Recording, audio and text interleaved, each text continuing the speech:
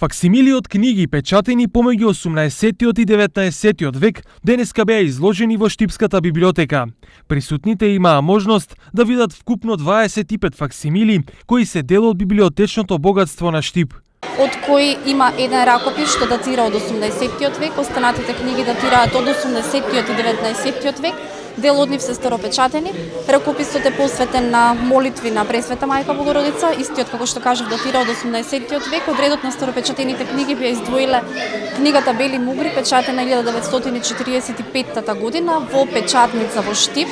Исто така имаме еден превод што датира од 1831 година, превод од француски јазик на книгата Богородичната црква во Париз. Собраните и зачувани книги говорат за долгата читателска традиција и за непроценливото културно богатство на Штип. Значи ова е богатство не на Штипската библиотека само, со која што секако се гордееме како универзитетски центар веќе, туку и едно национално богатство.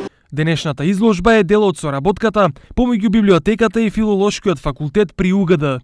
И ние како почитувачи на пишаниот збор се поклонуваме на овој настан, бидејќи од голема важност за културното наследство на еден народ, на еден голем народ, македонскиот народ. Целата активност е дел од проект поддржан од Министерството за култура, а кој се однесува на обработка, заштита и чување на старопечатени книги.